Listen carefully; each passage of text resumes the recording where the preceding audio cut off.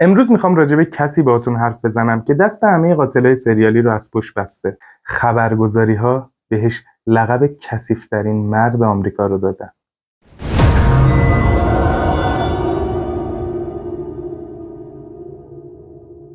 به کانال دارکنس تیوی خوش اومدین. پرونده امروز راجع به دونالد پیوی گسکینزه که یه داستان خیلی جذابی داره. من حسینم و سعی میکنم شنبه و چهارشنبه هر هفته یه پرونده جنایی رو با تمام جزئیات براتون تعریف کنم. پس اگر تو هم مثل من به این ژانر علاقه داری، منو سابسکرایب کن که بزرگترین حمایت رو از من کردی. دمت گرم. شخصیت امروز ما دونالد پیوی گسکینز توی 13 مارس 1933 توی شهرستان فلورانس توی کارولینای جنوبی به دنیا اومد. مادر دونالد یه زن جوون و مجردی بود به اسم اولیا پاروت که گاهن تنفروشی هم میکرد و وقتی هم که دونالد رو باردار بود هنوز ازدواج نکرده بود.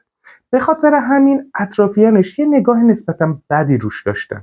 اما این طرز فکر و انتقادها اصلا برای اولیا اهمیتی نداشت. همونطور که بهتون گفتم اون خودش تنفروشی میکرد و قبل از دونالد هم چند تا بچه نامشروع دیگر رو به دنیا آورده بود. دونالد دوران کودکی خیلی خوبی نداشت. خودش توی آینده میگه مردای زیادی توی خونه ما رفت آمد میکردن و مثل یه زباله با من برخورد میکردن. برای مثال وقتی که دونالد فقط 5 سالش بود، اون مردایی که به خونهشون رفت آمد میکردن تا با مادرش رابطه جنسی برقرار کنن، دائما دونالد رو کتک میزدن. گاهن اونو از خونه بیرون مینداختن و بهش میگفتن حق نداری تا آخر شب برگردی خونه. مادرش اولیا هم انگار هیچ علاقه‌ای به دونالد نداشت و هیچ اهمیتی بهش نمیداد.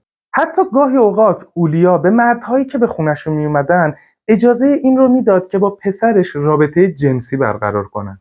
و یه جورایی بچه دونالد رو هم به اون مردها میفروخت تا بهش آزار جنسی برسونن و هیچ محافظتی از فرزندش در مقابل اون مردهای غریبه نمیکرد. این بد سرپرستی و آزار و اذیت مادرش اولیا فقط به اینجا ختم نمیشه. اولیا یهو تصمیم میگرفت بره خونه دوست پسرش و یه مدتی با دوست پسرش زندگی کنه. بنابراین دونالد رو تنها توی خونه رها میکرد و هیچ سراغی ازش نمیگرفت تا 1-2 هفته بعد که برگرده خونه. چیز قابل توجه اینه که این اتفاقا داره زمانی میفته که دونالد فقط 5-6 سالشه و باید یاد بگیره چجوری از پس خودش بر بیاد و از خودش توی اون سن محافظت کنه. چند وقتی از این ماجراها میگذره که بالاخره اولیا مادرش با یه مردی آشنا میشه و تصمیم میگیره با این مرد ازدواج کنه. اینجاست که یه ناپدری هم به خانواده اضافه میشه. طبق منابع گفته شده ناپدری دونالد دائما مست میکرد و شروع میکرد به کتک زدن دونالد و 4 تا خواهر و برادرای دیگش و اصلا رابطه خوبی با بچه ها نداشت. حالا شخصیت ما دونالد گسکینز بزرگتر شده و وقتشه که بره مدرسه، ولی توی مدرسه هم همه چی عالی پیش نمیرفت. الان بهتون میگم چرا. دونالد از کودکی جسته خیلی ریزی داشت و نسبت به همسن و سالهای خودش هم کوتاه‌تر بود هم لاغرتر، پس طبیعتاً زورش هم از اونا کمتر بود. همین باعث شده بود که همه توی مدرسه بهش زور بگن و مسخرش کنن. این زورگویی ها تا جایی ادامه پیدا میکنه که حتی توی مدرسه هم بهش آزار جنسی میرسونن. این اذیت و آزار و مسخره کردن ها اونقدری ادامه پیدا میکنه که در نهایت توی مدرسه بهش لقب پیوی رو میدن. این لقب تا آخر عمر باهاش میمونه، حتی که الان کل دنیا اون رو به اسم دونالد پیوی گسکینز میشناسن. بچه‌ها یکی از چیزهایی که توی پرونده‌های جنایی حداقل برای من هم جذاب هم دردناک دوران کودکی قاتل هاست. چون به نظر من و خیلیای دیگه جنایت‌ها و کمبودها و بیماری‌های روانی که قاتل‌ها توی آینده دارن به دوران کودکیشون برمیگرده و به رفتاری که توی دوران کودکی باهاشون شده. مثل دونالد که تا اینجای ویدیو میبینیم کودکی به شدت بدی داره و اتفاقات بدی براش میفته. اینو باید بدونیم که همه قاتلای سریالی از بچگیشون قاتل به دنیا نیومدن. شاید همین اتفاقات توی کودکی باعث میشه که دونالد در آینده بشه پرکارترین قاتل سریالی آمریکا. دونالد بعد از این شرایط سختی که توی مدرسه داشت، توی سن 11 سالگیش تصمیم میگیره درس و مدرسه رو رها کنه و توی یک گاراژ محلی مشغول به کار بشه. توی اون دوران دونالد با 2 تا پسر دیگه هم آشنا میشه به اسم دنی و مارش که اونا هم ترک تحصیل کرده بودن و هم سن و سال هم بودن و دقیقاً توی همون گاراژ هم کار میکردن. مدتی نمیگذره که این سه نفر اونقدر با هم صمیمی میشن که یه گروه تشکیل میدن و اسم گروهشون هم میذارن سگانه مشکل. این سه نفر دوستیشون اینجوری نبود که از آرزوهاشون و از تخیلات بچگیشون با هم حرف بزنن و یه دوستی معمولی داشته باشن. گروه اونا اینجوری بود که ستایی میرفتن به خونه‌های اطراف که اغلبم کارگران جنسی توشون زندگی میکردن و وسایل‌های گرون قیمت اون خونه‌ها رو میدزدیدن. همینطور یک تعداد بچه‌های کوچیک که توی محله دوست داشتن با این سه نفر رفیق شن و میکشوندن به جاهای خلوت و بهشون تجاوز میکردن. بعد تجاوزم به اون بچه‌ها میگفتن میدونیم که آدرس خونتون کجاست و کجا زندگی میکنید. اگه به پلیس حرفی بزنید خودتون و خانواده‌تون رو میکشیم. دقت کنید بچه‌ها، این دورانی که دارم راجبش حرف میزنم، دونالد و 2 تا دوستاش بین 12 تا 13 سالشونه که دارن این کارا رو انجام میدن. ولی بعد یه مدت این گروه 3 نفره پایدار نمیمونه. چون که یه روز مارش، دونالد و دنی میرن خونه مارش و این بار تصمیم میگیرن که به خواهر مارش تجاوز کنن. توی این حین پدر مارش میاد خونه، میبینه پسرش با 2 تا از دوستاش دارن به خواهر خودش تجاوز میکنن. پدر مارش 3 تاشون رو میبنده و تا جایی که خونریزی کنن اونا رو کتک میزنه و تحویل پلیس میده. اینجاست که این گروه 3 نفره از هم میپاچه. ولی دونالد انگار علاقه خودش رو پیدا کرده بود. اون میگه وقتی که ستایی داشتیم میرفتیم دزدی یا تجاوز، انقدر به من لذت میداد که دوست نداشتم این کارا رو کنار بذارم. پس طبیعتا همونطور که هممون حدس میزنیم، دونالد بعد از اینکه گروه میپاچه تصمیم میگیره تنهایی خودش به این کارا ادامه بده. پس شروع میکنه به خونه‌های مختلف و رندوم رفتن و دزدی کردن از اون خونه‌ها. دونالد الان 13 سالش شد و داره به دزدی از خونه‌ها ادامه میده تا اینکه یه اتفاقی میفته. توی سال 1946 دونالد یه خونه رو زیر نظر میگیره که متعلق به یه خانومی بوده. دونالد بعد از ساعت‌ها زیر نظر گرفتن اون خونه متوجه میشه که کسی توی خونه نیست. پس وارد خونه میشه، ولی دونالد اشتباه کرده بود چون اون خانم توی خونه بود. با ورود دونالد اون زن متوجه میشه که کسی وارد خونه شده. پس تصمیم میگیره بی سر و صدا یه تبر برداره و به سمت دونالد حمله ور شه. حتی یه ضربه کوچیکی هم به دونالد با تبر میزنه، ولی توی اون زد و خوردها دونالد میتونه تبر رو از اون خانم بگیره و یه ضربه به سر اون خانم بزنه و سریعا از اون خونه فرار کنه. خوشبختانه اون خانم زنده میمونه و میتونه دزد رو شناسایی کنه و به پلیس اطلاع بده. پس برای اولین بار دونالد گسکینز توی سن 13 سالگیش دستگیر میشه. اون متهم میشه به دزدی و اقدام به قتل با سلاح مرگبار. اما چون که دونالد 13 سالش بود و زیر سن قانونی بود، تصمیم بر این میشه که به مدرسه اصلاحات کارولینای جنوبی بره تا سن 18 سالگیش تا محکومیتش رو اونجا بگذرونه. خب اونجا یه مدرسه اصلاحی بود و پر بود از نوجوانایی که مشکل دار بودن و داشتن دوران محکومیت خودشون رو سپری میکردن. دونالد همین که وارد اون مدرسه اصلاحی میشه، نوجوانای دیگه بهش حمله میکنن و به خاطر جثه کوچیکش بهش تجاوز میکنن. گفته شده که 20 نفر از نوجوانا وقتی که دونالد وارد مدرسه میشه گروهی بهش تجاوز میکردن. تمام وقت دونالد توی اون مدرسه صرف این میشد که از حمایت پسرهای قدرتمند و به اصطلاح قلدر اون مدرسه بهره مند شه. برای اینکه اون پسرها ازش حمایت کنن مجبور میشد بهشون اجازه بده باش رابطه جنسی برقرار کنن، یا هم که تمام وقتش صرف این میشد که یه راهی پیدا کنه تا از اون مدرسه اصلاحی که مثل یه جهنم میمونه براش فرار کنه. بنابراین دونالد موفق میشه که از اون مدرسه اصلاحی فرار کنه و در حین فرارش با یه کارناوال مسافرتی برخورد میکنه که دائما در حال سفر بودن. تصمیم میگیره که به اون کارناوال ملحق شه تا بتونه به فرارش ادامه بده. اما اونا میگن اگر میخوای به کارناوال ملحق شی باید اینجا کار کنی. و دونالد هم تنها راهی که براش مونده بود این بود که پیشنهاد کار توی کارناوال رو قبول کنه تا بتونه به فرار خودش ادامه بده. بنابراین دونالد وارد کارناوال میشه و مدتی نمیگذره که با یه دختر 13 ساله آشنا میشه که اونم توی اون کارناوال کار میکرده و دونالد تصمیم میگیره بلافاصله با این دختر ازدواج کنه. دونالد بعد از ازدواج میبینه با این وضعیتی که تحت تعقیبه نمیتونه زندگی خودش رو پیش ببره. پس تصمیم میگیره برگرده به اون مدرسه اصلاحی تا دوران محکومیتش رو به اتمام برسونه.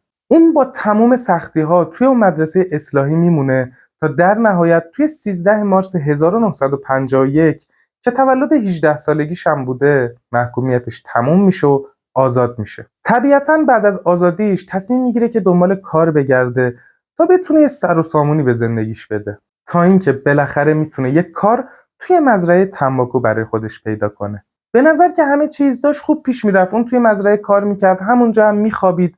ولی از نظر خود دونالد همه چی عالی نبود. اون طعم جنایت رو چشیده بود و نمیتونست از این کار دست بکشه. هر چقدر که با خودش کلنجار میره تا مثل مردم دیگه عادی زندگی کنه، میبینه که نمیتونه و در نهایت به این نتیجه میرسه که این کارها اصلا برای دونالد ساخته نشده. اون برای کارهای غیرقانونی ساخته شده. علاقش اونجاست و این تنها چیزیه که دونالد رو به آرامش میرسونه. پس شروع میکنه نقشه کشیدن که با کمک کشاورزهای مزرعه تنباکو از شرکت‌های بیمه کلاهبرداری کنه. نقشه‌شون اینجوری پیش میرفت که با کشاورزا دست به یکی میکرد تا مزارع یا انباراشون رو آتیش بزنن و بتونن از این طریق از شرکت‌های بیمه غرامت دریافت کنن. و چون دونالد این نقشه‌ها رو میکشید، 1% هم از اون غرامت‌ها به دونالد میدادن. این کار دونالد با کشاورزها ادامه پیدا کرد تا اینکه یواش یواش مردم بهش مشکوک شدن. همه میگفتن وقتی که یه انبار یا یه مزرعه آتیش میگیره، دونالد هم داره اون دور و بر پرسه میزنه و این اصلا عادی نیست. همین حرفا باعث شده بود وقتی که دونالد یه روز داشت روی مزرعه کار میکرد، یکی از دخترهای ساکن اون منطقه میاد پیشش و میگه معلومه داری چیکار میکنی؟ همه فهمیدن که تو داری انبارها و مزرعه ها رو آتیش میزنی. این حرفا اونقدر دونالد رو عصبانی کرد که بلافاصله از بغلش یه چکش برداشت و به سر اون دختر کوبید، در حدی که جمجمه اون دختر شکاف پیدا کرد. دونالد کلی تلاش میکنه که از اونجا هم فرار کنه، ولی خوشبختانه این دخترم زنده میمونه و دونالد گسکینز دوباره دستگیر میشه و به جرم حمله با سلاح مرگبار و اقدام به قتل به 5 سال حبس محکوم میشه. این بار که دونالد سن قانونیشو رد کرده بود و به زندان واقعی میرفت، دوباره تجربهش از اون مدرسه اصلاحات تکرار میشه. بیشتر زندانی‌ها ازش سوء استفاده میکردن و به خاطر جثه کوچیکش دائما بهش تجاوز میکردن و این بار به مرور زمان زندانی‌ها اونو تهدید به مرگ هم میکردن. همینطور که زمان داشت توی زندان میگذشت، دونالد داشت یاد میگرفت چجوری باید توی زندان احترام کسب کنه. اون فهمیده بود تنها راهی که براش احترام میاره اینه که توی زندان تبدیل به یه مرد قدرتمند بشه. میخواست مثل اونایی باشه که توی زندان کلی نوچه دارن و زندانیای دیگر رو با چاقو میزنن و همه ازشون حساب میبرن. اون واقعا از تجاوز و آزار و اذیت توی زندان خسته شده بود. پس دونالد تصمیم میگیره یه نقشه اساسی بکشه تا توی زندان برای خودش احترام کسب کنه. نقشه دونالد این بود که یکی از بدجنس‌ترین و به اصطلاح شرورترین زندانی اون زندان رو بکشه. برای اینکه بتونه نقشه‌ش رو عملی کنه، شروع میکنه نزدیک شدن و یه جورایی طرح رفاقت ریختن با اون زندانی شرور که موفقم میشه و میتونه کلی به اون طرف نزدیک شه. طبیعتاً اون زندانی توی خوابم نمیدید که ضعیف‌ترین فرد زندان بخواد بلایی سرش بیاره. ولی دونالد توی فرصت طلایی گلوی اون زندانی رو میبره و میتونه اونو به قتل برسونه. بعد از این کار دونالد قتل عمدم به پرونده‌اش اضافه میشه و قرار بر این میشه 6 ماه آینده رو توی سلول انفرادی و تنهایی سپری کنه. اما نقشه دونالد نتیجه میده. کاری که دونالد کرده بود تو کل زندان میپیچه و تبدیل میشه به یه مرد قدرتمند تو زندان که همه بهش احترام میذارن. اینجا بود که زندان برای دونالد لذت بخش میشه. دیگه هیچ تأسفی از حمله به اون دختر یا کشتن اون زندانی توی وجودش نداشت. یادتونه که گفتم دونالد با یه دختر 13 ساله ازدواج کرده بود. خب طبیعتاً اینا هنوز توی رابطه بودن و به هم نامه میفرستادن. تا اینکه توی سال 1955 دونالد یه نامه از همسرش دریافت میکنه که توی اون نامه همسرش درخواست طلاق داده بود و اون لحظه تنها کاری که از دونالد برمیومد فقط عصبانی شدن بود. دونالد اونقدر عصبانی میشه که به خودش میگه هر جوری که شده باید از این زندان فرار کنم. اون یه روز میره پشت کامیون حمل زباله قایم میشه و میتونه از این طریق از زندان فرار کنه و به سمت فلوریدا بره. توی فلوریدا دوباره با یک کارناوال مسافرتی دیگه برخورد میکنه و میره که توی اون کارناوال مشغول به کار بشه. دوباره مثل قصه فرار قبلیش توی این کارناوال با یه دختری آشنا میشه به اسم بتی گیتس. بتی و دونالد شروع میکنن با هم حرف زدن تا اینکه بتی بهش میگه من یه برادر دارم که توی تنسی زندانی و نمیدونم چجوری باید اون آزادش کنم. از اونجایی که دونالد به بتی علاقه‌مند شده بود و بتی هم میگفت که به دونالد علاقه‌منده، اون تصمیم میگیره یه پولی جور کنه و بده به برادر بتی تا بتونه اون وثیقه بذاره و آزاد بشه. بنابراین دونالد یه ماشین میدزده و با بتی میرن سمت تنسی تا با برادرش توی زندان ملاقات کنن. وقتی که میرسن اونجا بتی به دونالد یه پاکت سیگار میده که همراه پول بده به برادرش. انگاری که توی اون پاکت سیگار مقداری تیغ وجود داشته. دونالد هم این قضیه رو نمیدونسته. دونالد پول پاکت سیگار رو میده به برادر بتی و بعدش دوتایی با بتی میرن توی هتل و مستقر میشن. وقتی که وارد اتاق هتل میشن، دونالد به بتی میگه که من سیگارم تموم شده، میرم که یه سیگاری بگیرم و زودی برمیگردم. بعد از اینکه سیگار رو میگیره و برمیگرده، میبینه ماشینی که دزدیده بود جلوی هتل نیست، وسایلاش توی اتاقش نیست. بتی هم غیبش زده. توی همین فاصله پلیسا هم میان سمت هتل و جلوی دونالد رو میگیرن. پلیسا بهش میگن یه مردی از زندان به وسیله تیغ فرار کرده و آخرین نفری که اونو ملاقات کرد و وسیله بهش داده تو بودی. قضیه چیه؟ دونالد هم شروع میکنه داستان بتی و برادرش رو به صورت کامل به پلیسا تعریف میکنه. و اونجاست که پلیسا بهش میگن اون اصلا برادر بتی نبود و شوهرش بوده. تازه همون لحظه استعلام دونالد رو هم میگیرن و میفهمن اینم یه متهم فراری و همونجا دستگیرش میکنن. بچه‌ها بتی چه وضعی بوده. خلاصه دونالد دوباره دستگیر میشه و این بار فرار کردن و کمک به یه زندانی فراری هم به جرماش اضافه میشه و 9 ماه بیشتر بعد از حکم قبلیش توی زندان بمونه. توی زندان هم با یکی از رئیس‌های مافیا به اسم فرانک آشنا میشه و کلی صمیمی میشن و این بار دوران حبسش رو با فرانک میگذرونه. تا اینکه توی آگوست سال 1961 دونالد مدت حبسش تموم میشه و آزاد میشه، برمیگرده به زادگاه خودش فلورانس توی کارولینای جنوبی تا اونجا به زندگیش ادامه بده. دونالد میدونه که استعدادش توی کارهای غیرقانونی و دزدی کردنه. واسه همین باید یه جورایی به شهرهای مختلف میرفت تا گیر نیفته. ولی این بار برای اینکه بتونه تو شهرهای مختلف بره، نمیره توی کارناوال مسافرتی کار کنه. اون تصمیم میگیره بشه کمک راننده کسایی که باری میبرن به شهرهای دیگه یا مسافری دارن به شهرهای دیگه میبرن و اونجا مشغول به کار میشه. اون به شهرهای مختلف میرفت و دزدی میکرده و این کمک راننده بودن یه پوشش خوبی بود تا اصلا گیر نیفته و ردیابی نشه. دونالد در حال دزدی بود، هیچ پلیسی هم نمیتونست ردشو بزنه تا اینکه توی سال 1962 در حالی که داشت به یه دختر 12 ساله تجاوز میکرد دوباره دستگیر میشه. ولی همونطور که هممون میدونیم کار دونالد فرار از زندانه. پس دوباره یه ماشین دیگه میدزده، از زندان فرار میکنه و میره به سمت کارولینای شمالی. توی کارولینای شمالی دیوانه‌وار عاشق یه دختر 17 ساله میشه که تصمیم میگیرن با هم ازدواج کنن. وقتی که با هم دیگه ازدواج میکنن، دونالد به همسر جدیدش میگه من فراریم به خاطر تجاوز به یه دختر 12 ساله و همینطور یه ماشینم دزدیدم تا تونستم بیام اینجا. طبیعتا شنیدن این حرفا برای همسر جدیدش خیلی ناراحت کننده است، ولی اون چیزی به دونالد نمیگه و میگه اوکی عیبی نداره. ولی همسر جدیدش یواشکی میره و همه چی رو به پلیسا میگه و دونالد رو تحویل پلیسا میده. دونالد دستگیر میشه، 6 سال حبس میگیره و تمام مدت حبسش رو توی زندان میمونه تا در نهایت توی نوامبر 1968 آزاد میشه. دونالد در آینده میگه بعد از اینکه از زندان آزاد شدم، افکار و احساسات تاریکی کل وجودم رو گرفت. این احساسات دائما بهم میگفت باید جنایت‌های وحشتناکی انجام بدی. هر روز این صداها توی سرم بیشتر و بیشتر میشد تا اینکه 1 سال بعد از آزادیش توی سپتامبر سال 1969 مرتکب جنایت شد. اون یه دختر بلوند به اسم انجی رو سوار ماشینش کرد و بردتش کنار ساحل. نوک سینه اون دختر رو برید، مجبورش کرد باش رابطه جنسی برقرار کنه. بعد از تجاوز یه چاقوی 8 اینچی درآورد و فرو کرد به شکم انجی و تا واژن اون رو برید. پولای انجی رو برداشت و در حالی که اون هنوز زنده بود یه سنگ بزرگ به بدنش بست و اونو انداخت داخل آب تا غرق بشه. این اولین قتل دونالد بیرون زندان بود. سری قتل‌های دونالد توی نزدیکی این ساحل شروع شد. اون برای لذت خودش آدما رو سوار میکرد، اونا رو شکنجه میکرد و هر سری توی فکر این بود که چطوری هر کاری که توی ذهنشه با این آدم‌ها انجام بده. حتی خودش توی خاطراتش میگه دوست داشتم تا اونجایی که میتونم قربانیای خودم رو زنده نگه دارم و آروم آروم اونا رو تیکه تیکه کنم.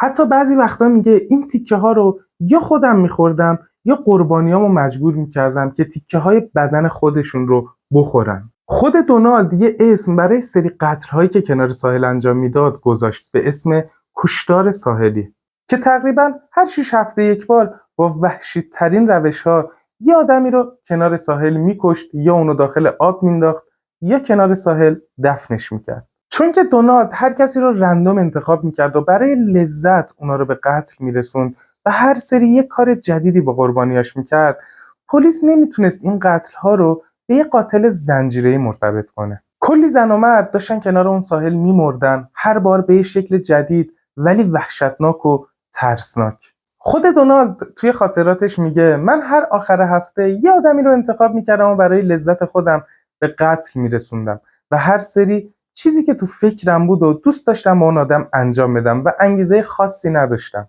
اما دونالد بالاخره اولین قتل خودش که از روی سرگرمی نبود و به اصطلاح اولین قتل جدی خودش بود رو انجام داد. اونم قتل خواهرزاده خودش بود. جاستین 15 ساله و پاتریشیا 17 ساله که هر دو تا دختر رو به روش‌های وحشتناکی شکنجه و تجاوز کرد. و در حالی که اونا هنوز زنده بودن، آروم آروم تیکه‌هایی از بدن اونا رو می‌برید و خود دخترها رو مجبور می‌کرد که تیکه‌های بدنشون رو بخورن و در نهایت اونا رو به قتل میرسونه و دفنشون میکنه. بچه‌ها واقعا تو پرونده‌هایی که تا الان منتشر کرده بودم همچین قتل‌هایی ندیده بودم.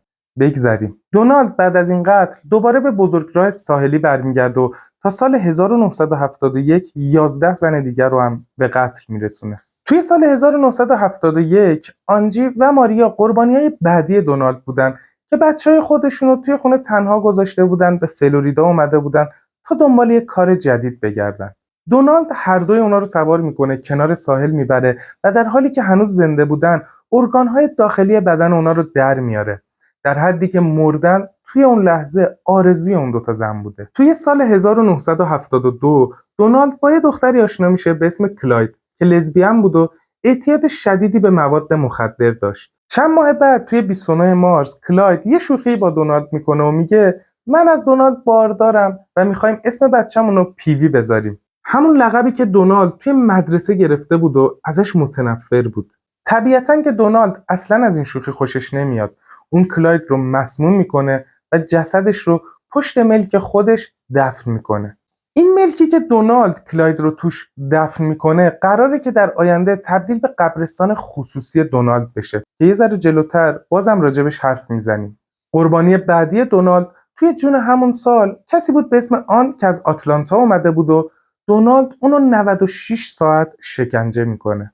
توی روز چهارم بعد از 96 ساعت شکنجه کردن با چکش به سر اون ضربه میزنه و جسدش رو پشت ملکش دفن میکنه. توی سال 1973 دونالد یه ماشین نشکش میخره تا بتونه جسد قربانیای خودش رو جابجا کنه و پشت ملکش توی همون قبرستون شخصی خودش دفن کنه. توی اون دوران دونالد توی محله خودشون به عصبی بودن معروف شده بود.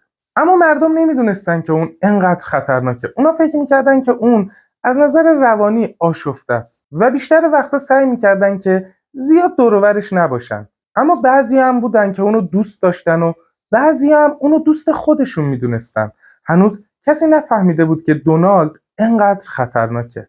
توی دسامبر سال 1973 دونالد یه همسایه داشت به اسم دورین که یه مادر مجرد بود، یه دختر 2 ساله داشت و خودش هم 8 ماه باردار بود. دورین تصمیم گرفته بود به ایستگاه اتوبوس بره و از اونجا بره آتلانتا پیش مادر خودش تا بچه‌ای که توی شکمشه رو پیش مادرش به دنیا بیاره. دونالد در واقع همسایه قدیمی دورین محسوب میشد و بهش میگه بیا سوار ماشین من شو تا ایستگاه اتوبوس ببرمت. دورین پیشنهاد دونالد رو قبول میکنه، اما دونالد به جای اینکه اونو ببره ایستگاه اتوبوس میبره به یه منطقه جنگلی. بهش تجاوز میکنه، اونو میکشه، دوباره به جسدش تجاوز میکنه و بعدش یه کار خیلی کثیفی انجام میده که اگر اذیتتون میکنه ویدیو رو 1 دقیقه بزنید جلو تا من اینو تعریف کنم. کار کثیف دونالد تجاوز به دختر 2 ساله دورین بود. اون به دختر 2 ساله دورین تجاوز میکنه، اون رو هم میکشه، جسد دورین و بچه توی شکمش و دختر 2 سالش رو هم همونجا دفن میکنه. بعدها دونالد توی خاطراتش میگه تجاوز به اون دختر بچه 2 ساله لذت بخشترین کاری بود که توی تمام عمرش انجام داده بود. بچه سری قتل‌های دونالد همینجور ادامه داشته که بخوام همش رو بگم ساعت‌ها طول میکشه. من یه مقدار از خلاصش رو بهتون گفتم، در ادامه هم یه مقدار دیگه از خلاصش رو بهتون میگم.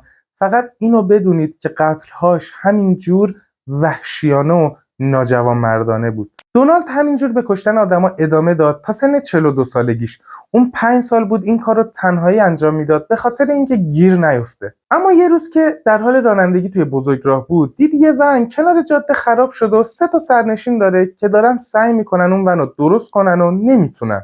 دونالد به بهونه کمک کردن میره کنار اونا و یکی یکی اونا رو به قتل میرسونه. بعد جسد هر سه تاشون رو ور میداره میبره جنگل و اونا رو دفن میکنه.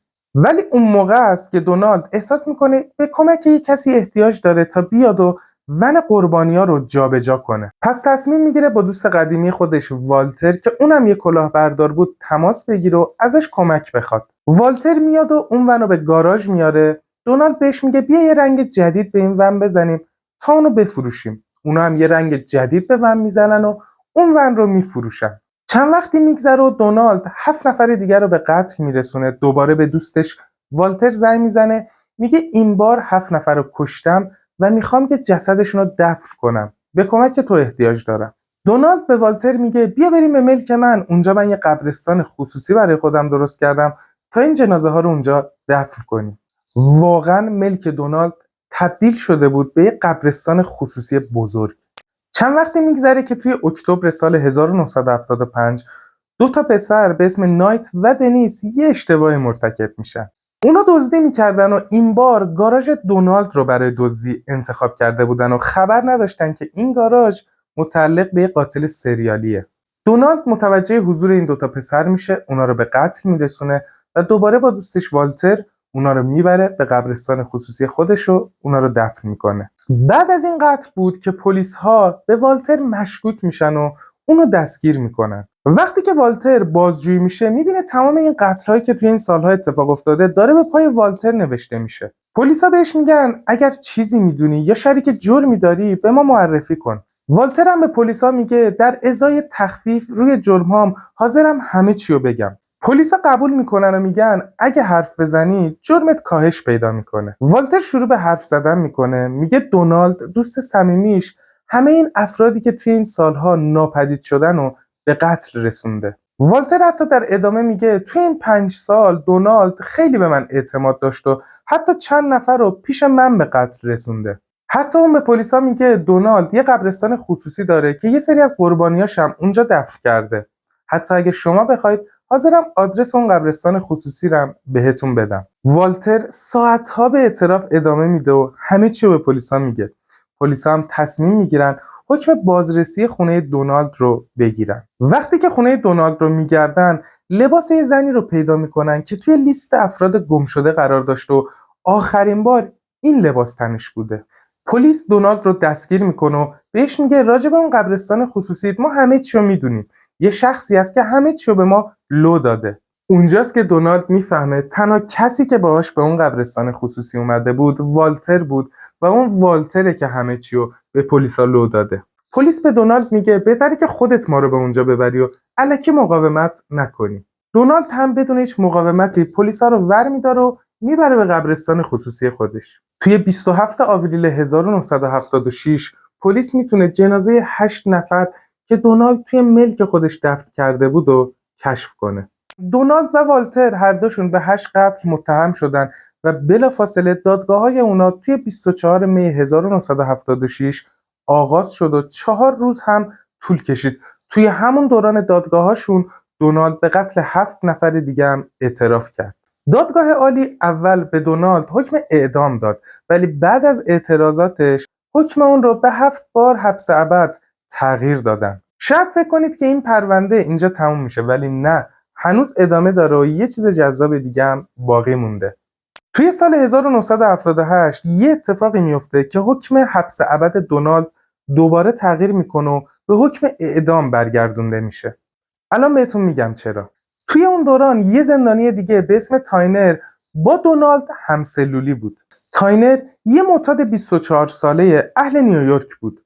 اون از یه مغازه دزدی کرده بود که در حین دزدیش صاحب اون مغازه که زن و شوهری بودن رو هم به قتل رسونده بود و فقط پسر اون زن و شوهر بود که زنده مونده بود. تاینر به خاطر این دزدی و قتلش به حکم اعدام با صندلی برقی محکوم شده بود ولی وکیلش دائما حکم اون رو عقب مینداخت و سالها بود که تاینر زنده بود و توی سلولش داشت زندگی میکرد. پسر اون زن و شوهر مغازه‌دار از اینکه پدر و مادرش به قتل رسیدن و قاتل اون توی زندان زنده است و زندگی میکنه فوق‌العاده عصبی شده بود. اون فهمیده بود که یه قاتل سریالی به اسم دونالد گسکنز که بدون انگیزه آدم میکشه با قاتل پدر مادرش همسلولی شده. پس اون پسر با دونالد تماس میگیره، میگه همسلولی تو تاینر پدر و مادر منو به قتل رسونده. من حاضرم با تو قرارداد ببندم و یه پول خوبی بهت بدم تا توی زندان ازش استفاده کنی، به شرطی که تاینر رو به قتل برسونی. خب دونالد هم عاشق اینجور کاراست و طبیعتاً قبول میکنه. اول تصمیم میگیره که تاینر رو مسموم کنه، ولی این کارش فقط باعث میشه که اون مریض بشه. پس دونالد تصمیم میگیره که یه نقشه اساسی بکشه که فقط توی فیلم‌ها دیدیم. دونالد یه مقدار مواد منفجره پلاستیکی رو توی زندان درست میکنه، یه رادیو پیدا میکنه، اون مواد منفجره رو میریزه توی رادیو و اون رادیو رو میده به تاینر. دونالد به تاینر میگه این یه رادیوی دو طرفه است که شبا میتونیم از توی سلولامون با هم حرف بزنیم. این رادیو رو با خودت ببر و وقتی که شب شد اونو بذار کنار گوشت، سیمشو بزن به برق تا بتونیم با هم حرف بزنیم. و طبیعتاً وقتی که شب میشه تاینر رادیو رو میذاره کنار گوشش و رادیو جوری منفجر میشه که هفته‌ها طول میکشه سلول تاینر رو تمیز کنن و اینجاست که تاینر به قتل میرسه. بعد از تحقیقات پلیسا متوجه میشن که این قتل کار دونالد بوده و این باعث میشه که حکمش از حبس ابد دوباره به حکم اعدام برگردونده بشه. توی این دوران خبرگزاری‌ها دونالد گسکینز رو پست‌ترین مرد آمریکا معرفی کردن. در حالی که دونالد توی انتظار اعدام بود، اونو توی سیاهچاله زندان نگه می‌داشتن و به جز نگهبان‌هایی که هر هفته میومدن تا کتکش بزنن، هیچ کسی رو نمیتونست ببینه. حتی یه روز قبل از اعدامش تصمیم میگیره که دست خودش رو از موج قطع کنه تا به این طریق بتونه خودکشی کنه، ولی یکی از نگهبانا متوجه میشه و جلوی کار دونالد رو میگیره و در نهایت توی 6 سپتامبر 1991 با باندپیچی بخیه‌های دستش به صندلی برقی بسته میشه و حکم اعدامش اجرا میشه.